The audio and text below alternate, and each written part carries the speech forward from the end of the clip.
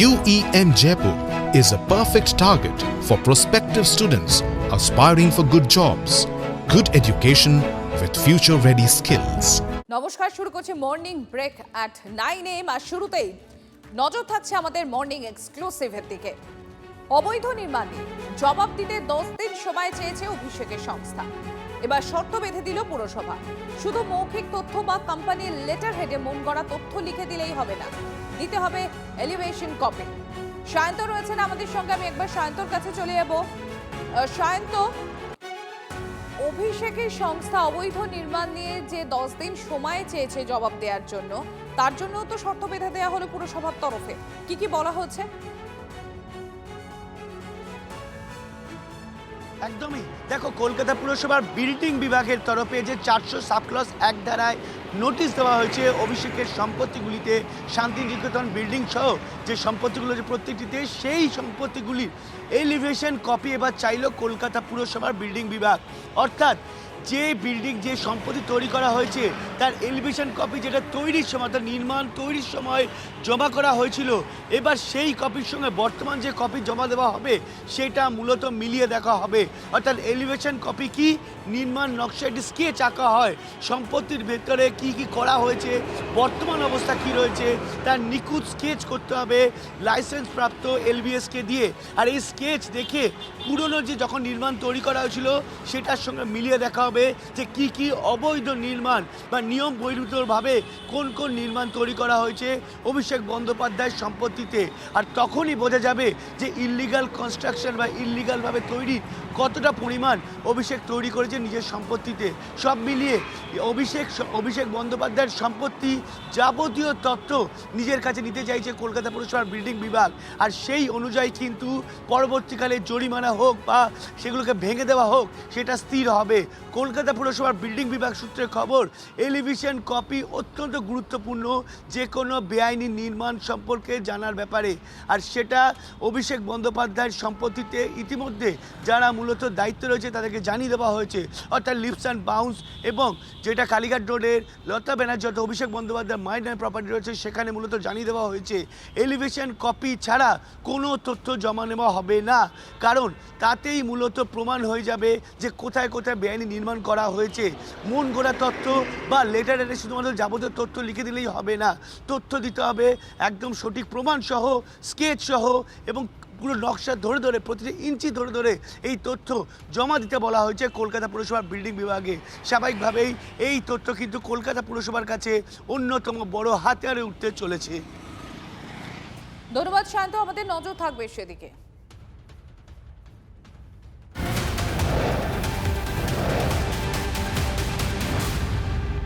প্রাক্তন মুখ্যমন্ত্রী মমতা বন্দ্যোপাধ্যায়ের বিরুদ্ধে অভিযোগ দায়ের। শিলিগুড়ি সাইবার থানায় অভিযোগ দায়ের আইনজীবী রিঙ্কি চট্টোপাধ্যায়। একটা বিশেষ সম্প্রদায়ের বিরুদ্ধে মন্তব্যের অভিযোগ। 2025-এ করা এক মন্তব্য নিয়ে মমতা বন্দ্যোপাধ্যায়ের বিরুদ্ধে অভিযোগ দায়ের আইনজীবী।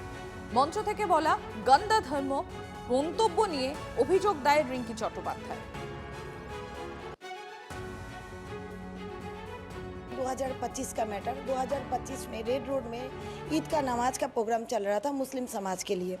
उस टाइम पे ममता बनर्जी मैडम पूरा प्रकर्ष जनसभा में बोल दी कि मुझ में ये गंदा धर्म को मानती ही नहीं हूँ, मतलब हिंदू धर्म को बीइंग अ हिंदू वो मानती नहीं है क्योंकि ये गंदा धर्म है। मैं उस टाइम पे बहुत व्यथित होकर प्रधान नगर थाना में गई थी। ICABD सरकार वो तो अपमानित करता है, मेरा हाथ से FIR लेके अभियोग का मैं जो अभियोग पत्र लेके गई थी वो लेके रिसीव नहीं करता है, पढ़ के वो फेंक देता है। इलेक्शन का प्रचार चल रहा था, विधानसभा इलेक्शन का प्रचार, कोई जनसभा में वो गई थी, उस जनसभा में प्रतिवाद सभा में वो गई थी। वह बोल रही थी एक विशेष कम्युनिटी है, जो कम्युनिटी आप लोगों को सेफ रखा है, मेरे चलते नहीं तो ये लोग जब खिड़के पकड़ता है ना तब आप लोगों का 12 को 13 बजा देता है। This is one kind of proverb. Mamata Bandyopadhyay যে মন্তব্যকে ঘিরে এই বিতর্ক, অর্থাৎ যে মন্তব্যের প্রেক্ষিতে এই অভিযোগ দায়ের হয়েছে, একবার শোনাই ঠিক কি বলেছিলেন মমতা বন্দ্যোপাধ্যায়। हम कृष्ण को धर्म मानता है, स्वामी विवेकानंद को धर्म मानता है, लेकिन हम जानबूझ के एक गंदा धर्म जो इसने बनाया, जो एक जुमला पार्टी ने बनाया, वो धर्म को हम नहीं मानता है, वो तो हिंदू धर्म का खिलाफ में है।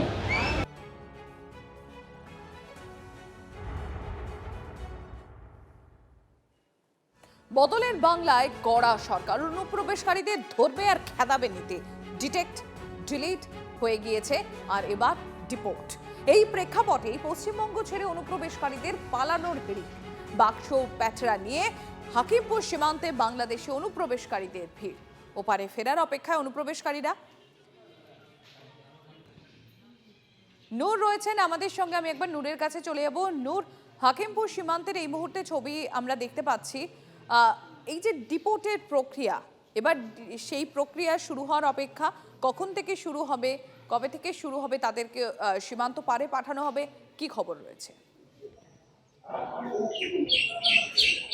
দেখো সম্প্রীতি, তোমাকে জানিয়ে রাখি, গতকাল কিন্তু TV9 বাংলা দিনভর আমরা যে ছবি দেখেছিলাম যে স্বরূপনগরের হাকিমপুর সীমান্তে অবৈধ বাংলাদেশি যারা এতদিন পর্যন্ত আমাদের দেশে আমাদের রাজ্যে থেকেছিলেন, আমাদের কর্মসংস্থান, আমাদের বাসস্থান, আমাদের রুটি রুটিতে টান পড়েছিল, তারা কিন্তু হাজির হয়েছিলেন স্বরূপনগরের হাকিমপুর সীমান্তে।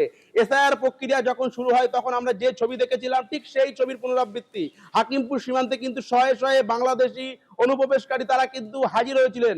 গতকাল রাজ্যের মুখ্যমন্ত্রী শুভেন্দু অধিকারী তিনি কিন্তু কার্যত স্পষ্ট সাফ জানিয়ে দিয়েছেন যে অনুপ্রবেশকারীদের কোনো রেয়াত করা হবে না, তাদেরকে কিন্তু কোর্টে তোলা হবে না, অর্থাৎ তাদেরকে কিন্তু ধরে খেদানো হবে, অর্থাৎ তাদেরকে ধরে ধরে বাংলাদেশে পাঠানো হবে। ঠিক সেই মোতাবেক কিন্তু গতকাল কিন্তু স্বরূপনগরের হাকিমপুর সীমান্ত লাগোয়া যে জায়গা রয়েছে সেখানে কিন্তু অনুপ্রবেশকারীরা ভিড় জমায়। আজ সকাল থেকে কিন্তু স্বরূপনগরের হাকিমপুর সীমান্তে কিন্তু আবার অনুপ্রবেশকারীরা ভিড় জমিয়েছে। কিন্তু গতকাল রাত সন্ধ্যা গড়িয়ে যখন রাত হয়ে যায় ঠিক সেই কারণে বিভিন্ন রকম আইনি প্রক্রিয়া জটিলতার কারণে তাদেরকে ওপারে পাঠানো সম্ভব হয়নি, ওপার বলতে অর্থাৎ বাংলাদেশে পাঠানো সম্ভব হয়নি। তাই স্বরূপনগর থানার পুলিশের তরফ থেকে যে সমস্ত বাংলাদেশি অনুপ্রবেশকারীরা তারা কিন্তু হাকিমপুর সীমান্তে এসে জড়ো হয়েছিলেন তাদের নাম নথিভুক্ত করা হয়, তাদের নথি যাচাই করা হয়, তারা প্রকৃত বাংলাদেশি কিনা। সন্ধ্যা গড়িয়ে যখন রাত হয় তাদেরকে তো তাই আইনি জটিলতা, বিএসএফ এর ছাড়পত্র, বিভিন্ন প্রক্রিয়ায় ব্যাঘাত ঘটে। সন্ধ্যা গড়িয়ে যখন রাত হয় তাই তাদেরকে স্বরূপনগর বিধানসভা কেন্দ্রের তেতুলিয়া এলাকায় একটি সরকারি গেস্ট হাউস, সেখানে কিন্তু প্রায় 110 থেকে 20 জনের অধিক বাংলাদেশিকে কিন্তু এই যে স্বরূপনগরের প্রতিষ্ঠাতি গেস্ট হাউস একেবারে হোল্ডিং সেন্টারে রাখা হয়েছে। পরবর্তী আইনি প্রক্রিয়া স্বরূপনগর থানার পুলিশ কিন্তু এখানে মোতায়েন রয়েছে, পুলিশ কর্মী একেবারে স্বাস্থ্যকর্মী প্রত্যেকে কিন্তু মোতায়েন রয়েছে। স্বরূপনগর থানা এবং বিএসএফ এর তরফ থেকে তাদেরকে পরবর্তী পদক্ষেপের জন্য অপেক্ষা করা হচ্ছে। কিন্তু স্পষ্ট বার্তা একেবারে রাজ্য সরকারের তরফ থেকে মুখ্যমন্ত্রী শুভেন্দু অধিকারী, কেন্দ্রীয় স্বরাষ্ট্রমন্ত্রী অমিত শাহ কার্যত সাফ জানিয়েছেন অনুপ্রবেশকারীদের কোনো রেয়াত করা হবে না। তাদের জন্য আমাদের এই বাংলার অর্থাৎ আমাদের ভারতের কোন রকম রেশন কোনো কিছুই তাদের জন্য বরাদ্দ নয়, তাদেরকে ধরে ধরে খেদানো হবে, অর্থাৎ বাংলাদেশে পাঠানো হবে। আজ সকাল থেকে কিন্তু গতকালের যে ছবি দেখেছিলাম সেই ছবির কিন্তু পুনরাবৃত্তি আবার দেখা যাচ্ছে স্বরূপনগরের হাকিমপুর সীমান্তে। সম্প্রতি তাদেরকে ছবির দিকে আমাদের নজর থাকবে। তোমাকে ধন্যবাদ নূর।